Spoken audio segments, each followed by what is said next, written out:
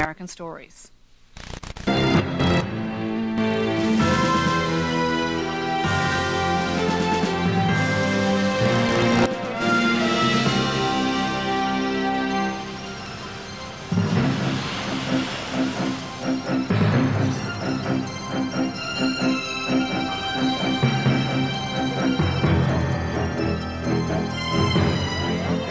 That's not half bad, though, is it? Some call Arnold Abbott a living saint. God bless you. Okay. You're doing very good, my man. Others say he's a troublemaker. Are you going to leave the park, sir? When I finish feeding my friends, I will leave. In either case, the 70-something-year-old has become embroiled in a food fight, challenging Fort Lauderdale's law prohibiting people from feeding the homeless in public places, something Abbott has done for the past 8 years. It's not appropriate for social services to be provided in a city park on an ongoing basis. There are 5,000 homeless in Fort Lauderdale. The city would prefer that they only be fed here at the Homeless Assistance Center. Arnold Abbott disagrees. The city has issued Abbott summonses, threatening him with arrest 3 times. Again, I advise you to cease and stop what you're doing. Let's say you get a disability check.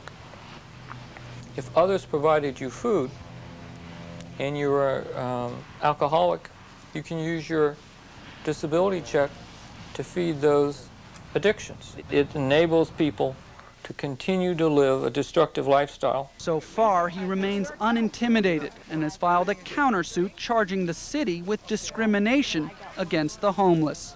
My belief is that the city of Fort Lauderdale wants to perpetuate the picture of a city without any poor. Abbott isn't your average homeless advocate. He spent most of his life in the Northeast as a successful jeweler before moving to Fort Lauderdale 29 years ago. I want to make sure that it's not out of date. In 1991, his wife died suddenly and tragically. Maureen was the love of his life, and in the hospital she left him with a dying wish to make helping the homeless his life's work. She was my inspiration for the program. The program is called Love Thy Neighbor and includes feeding the homeless every Wednesday night on Fort Lauderdale's main beach, a beach known for hot sun, skimpy bathing suits, and the emerald-colored waters of the Atlantic Ocean. The tourist industry is important to the city of Fort Lauderdale, and I think they feel that the homeless in some way deteriorate the picture of their beach. Some are going to call you mean, ruthless, and that you're really not allowing somebody to care for the most downtrodden people in our society. What do you say to that?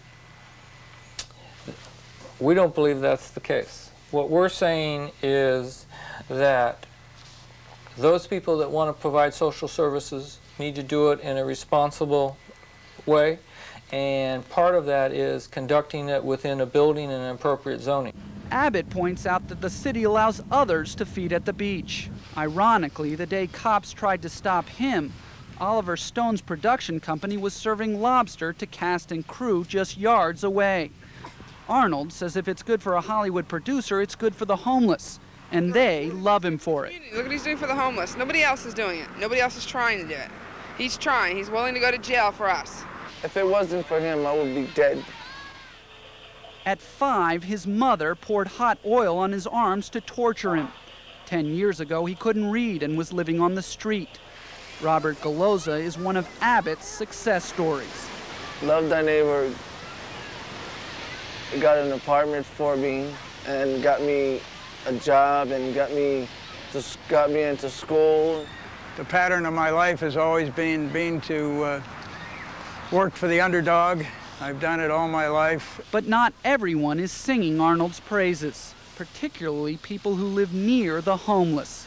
Well, it's really kind of disgusting when you come home from work or you get up in the morning and these people are sleeping right here in front of you, and they've got their blankets and their bags and all kind of goodies for the day, and they're drinking and smoking out there. We did have to call the police, and because we were nervous about their behaviors. I mean, they were doing some things here that we didn't like it at all.